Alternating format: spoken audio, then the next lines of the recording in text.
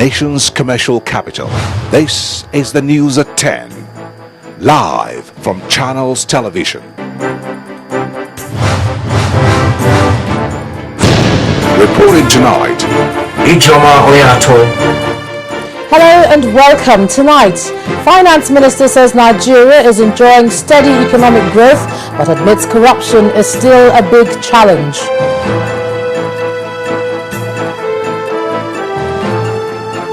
National Human Rights Commission summons DSS and the Federal Capital Development Authority over apple killing. Federal government affirms that national dialogue debate will end before 2015. And Thai Prime Minister dissolves Parliament, calls for fresh election following sustained protests in Bangkok. And on the foreign scene, Nigerian Investment Promotion Commission says 1% contribution from SMEs to the Nigerian economy is unacceptable. And on sports news, it's down to the final 3 contenders on the shortlist for the FIFA Player of the Year award, with no surprises.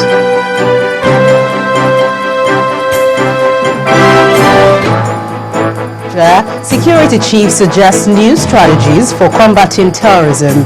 Plus, INEC defends current voter registration record, assures Nigerians of an improvement in 2015.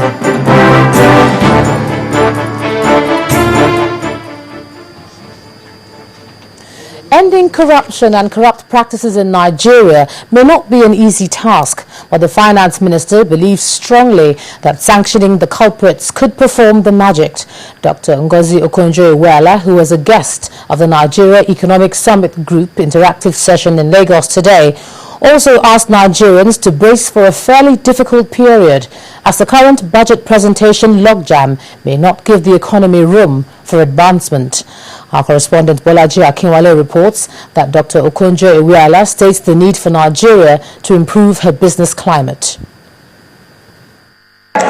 In what seems to be a last appearance before the organized private sector for 2013, the Minister of Finance and the Coordinating Minister for the Economy, Dr. Ngozi Okonjo-Iweala, provided a breakdown of Nigeria's economic performance for the year. One after the other, Dr. Okonjo-Iweala highlighted sectors of the economy that have recorded remarkable improvement.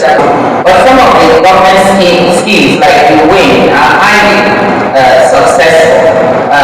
We just to cite an example, we did the third contest, created 26,000 jobs. So far, we're aiming for 80,000 minimum. And we have 2,400 winners with the 2 launches we've done before. And most of these jobs come just from the first batch and a little bit from the second. Dr. Okonjo-Iweala stated the need for Nigeria to improve on its fight against corruption. We'll keep the budget. We have a theme of fiscal consolidation with growth, which means we're going to direct the budget to those sectors that will give the most growth in the economy. Okay, and that means that we will tighten, but at the same time we'll prioritize. So all the infrastructure sectors are top priority for the president, and the budget will go towards supporting, those sectors. In power, it will be transmission. We're already channeling quite a lot of resources into transmission. We need 1.9 billion emergency plan for transmission, and we've raised 1.5 billion already. Under this 2014 budget, we've raised it from various sources, especially the multilaterals. We'll be looking at roads. You heard about Lagos-Ibadan, Second Niger Bridge. These are Weto Bridge. These are very important pieces of infrastructure. The rail. Participants drawn from all sectors of the economy were in hand to give their assessments of the economy. I think for this year, 2013, if I was to look at how the country has fared, first of all, I think I would congratulate the government on trying to, in terms of resolving the power issue with respect to deregulating fully and executing that deregulatory process. Looking ahead of 2014, Dr. Okonjo-Iweala said that the sustenance of an improved growth trajectory becomes important for Nigeria. Therefore, the economy is expected to get a boost from agriculture, tax generation, automobile industry, and the non-oil sector.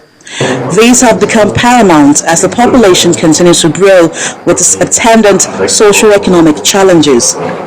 Balaji Akinwale for Channels Television News. Meanwhile, the Speaker of the House of Representatives, Aminu Tambuwal, has faulted the efforts of the federal government at combating corruption, saying the government is only paying lip service to the issue. The Speaker, who made this remark in Abuja at an anti-corruption forum organized by the Nigerian Bar Association, says the House of Representatives has investigated and exposed some corrupt cases, but the federal government has failed to diligently prosecute such cases.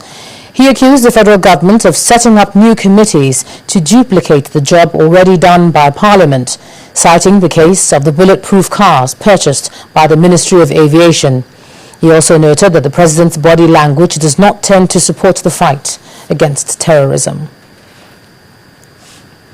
Now, giving financial autonomy to the judiciary may be one of the main solutions to the many problems facing that sector. This advice is coming from the Chief Justice of Nigeria, Justice Halima Mukhtar, who was at the All Nigerian Judges Conference in Abuja. She explained that an independent judiciary will benefit the entire country and asked for a constitutional provision for autonomy, especially at the state level. Legal practitioners at the top echelon at the biennial conference of all Nigerian judges convened for what might be referred to as stock-taking of the activities of the judiciary in the period. One of the topics on the agenda is the issue of financial independence of the judiciary, especially at the state level, and the resultant problem of industrial disharmony in the judiciary. The relevant provisions of the Constitution of the Federal Republic of Nigeria, 1999, as amended in this context, Section 12, subsection 3, Section 121, subsection 3 of the Constitution is specific. The section states, I quote, any amount standing to the credit of the judiciary in the Consolidated Revenue Fund of the state shall be paid directly for the heads of the courts concerned, unquote. Non-compliance with this provision is a negative of the oath of office, is a negation of the oath of office of governor of a state as contained in the service schedule to the Constitution of the Federal Republic of Nigeria. Some states and even the federal judiciaries have at one time or the other had their activities paralyzed due to industrial actions by the Judicial Staff Union of Nigeria, JUSTUN. Something must be done to stem this tide. The Attorney General charged the judiciary to brace up and purge itself of bad eggs ahead of the 2015 elections. Our judges must remain impartial arbiters at all times, resist the pressures often associated with fierce competition in the political space and the temptation to pander to the whims and caprices of political gladiators that bestrews the political landscape. Also, a point of note was the conflicting decisions of the appellate courts, which the judiciary has dealt with in the past few years, causing disquiet in the polity. This and other similar matters are what these judges are set to discuss for a very old third arm of government. The National Human Rights Commission has summoned officials of the Department for State Security, the Federal Capital Territory Administration, and the Defense Headquarters to appear before its committee next week, Thursday, over the killings in Apo, Abuja in September. The chairman of the commission, Professor Chidi Odinkalu, told reporters in Abuja that its decision to invite the parties involved is to ascertain if those killed in the uncompleted building were members of Boko Haram, as claimed by security operatives.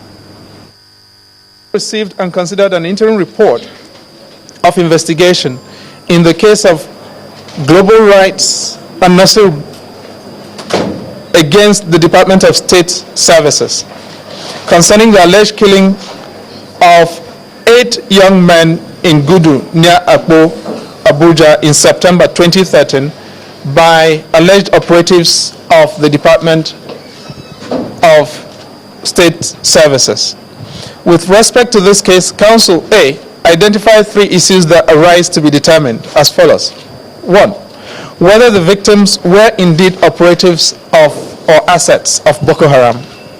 Secondly, whether, taking account of all the circumstances, the force applied in the operation was proportionate to any threat identified or directed at the security operatives or the general public. And 3, whether in the circumstances the killing was lawful or unlawful. Given the nature of the issues raised by the complaint, Council, again of its own motion, directed that the Honorable Attorney General of the Federation be joined as a party. The military operation alone cannot curb terrorism until it is accompanied by a robust public diplomacy aimed at defeating the ideology of hate by the militants. Well, this is according to the National Security Advisor, Colonel Dasuki Sambo, says communication is essential to counter terrorism strategies by the government. He was speaking at the workshop on strategic communication in tackling terrorism in Abuja. Our correspondent Amaka Okafo reports. For the past 2 years, Nigeria has used its military might and other security forces to fight insurgency. However, the consensus of this gathering is that even when military operations have achieved some results, the use of force is not enough to stamp out terrorism from Nigeria. Nigeria realizes that military action on its own will not counter terror if not accompanied by a robust public diplomacy aimed at defeating the ideology of hate and building consensus against violent extremism. That is why strategic communication is an essential part of our counter-terrorism operations.